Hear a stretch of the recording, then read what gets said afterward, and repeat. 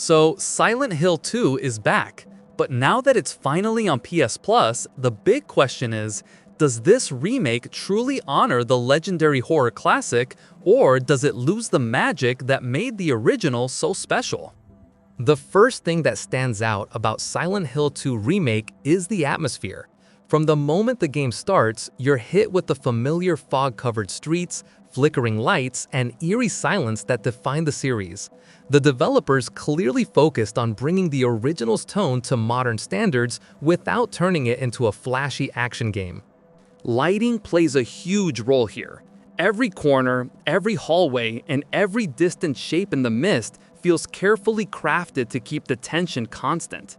The environments feel more detailed and lifelike than ever, making the town itself the main character once again. It's not just visual polish either. The remake leans heavily on mood and tension rather than jump scares. That slow burn anxiety, where the world feels just slightly off, is where the game shines. It feels like Silent Hill again, but through a modern lens. Graphically, this remake is a major upgrade. Character models, environmental textures, and lighting effects bring an impressive level of realism. Reflections, fog behavior, and even small visual touches like rainwater dripping from signs all help sell the unease. Sound design is where the remake absolutely nails it.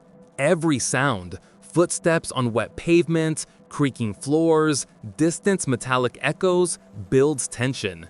The soundtrack balances quiet, emotional tracks with unsettling industrial tones. It's clear a lot of effort went into making the player feel surrounded by something unknown at all times. If you play with headphones, the difference is night and day. Audio cues are directional, and many players describe the experience as one of the most immersive horror soundscapes in years. The remake follows the same story beats as the original, centered on James Sunderland, who receives a letter from his late wife asking him to return to Silent Hill. The narrative remains psychological rather than straightforward horror. It's about guilt, loss, and facing inner demons, and that core message is still just as powerful today. The remake adds a few expanded scenes that deepen character interactions, helping players understand James's emotional state more clearly. Some purists argue that these changes slightly over-explain things, but for new players, the added context makes the story easier to follow. The emotional weight of the original is preserved, and even after more than 2 decades, the game still manages to make you think about what it's really saying. Now, this is where opinions start to split. The gameplay has been updated, but it still keeps that heavy, deliberate movement style. The camera is now over the shoulder, which makes exploration smoother, but the combat can feel stiff. Melee fights are clunky, and gunplay takes a while to get used to. You'll often find yourself backing away slowly, timing swings, and conserving ammo. It's not fast or flashy, and it's not supposed to be. The awkwardness actually adds to the tension, but for players expecting smooth combat like in modern action games, it might feel frustrating. Puzzles are back and remain an essential part of the gameplay. Some are clever, others less so, and there's a fair amount of backtracking involved. This can slow down pacing, especially in the middle chapters, but it's part of what defines the experience. Overall, the gameplay aims to feel unsettling rather than empowering. It's survival horror that stays true to its roots, not an action-focused reinterpretation. Performance is mostly solid but not flawless.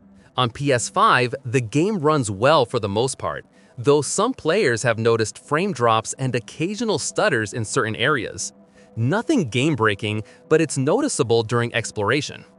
Visually though, the performance trade-off is understandable. The lighting and texture work are top tier for the genre.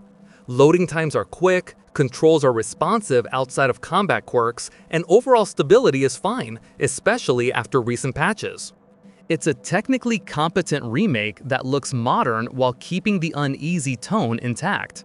Now that the remake is part of PS Plus Extra and Premium, it's much easier to recommend.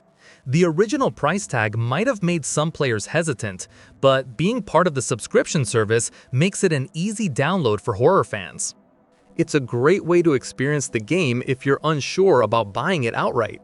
And because the game relies heavily on mood and exploration, it's perfect for short, focused sessions, the kind of title that fits well into a PS Plus library. So, is Silent Hill 2 Remake worth playing in 2025, especially on PS Plus? If you value atmosphere, storytelling, and psychological depth, the answer is yes. It delivers a faithful recreation of one of the most important horror games ever made, with visuals and audio that finally match the story's intensity. But if you're expecting modern combat, faster pacing, or a more action-oriented structure, you might find it slow. The remake plays things safe, staying very close to the source material, which means its strengths and weaknesses are both intentional. As part of PS Plus, it's a must-try. The emotional story, incredible presentation, and haunting environments make it a memorable experience, even with its flaws. Silent Hill 2 Remake proves that some stories don't need to be rewritten, just retold with the right care. It's not perfect, but it's one of the better horror remakes in recent years and worth checking out if you're subscribed to PS Plus.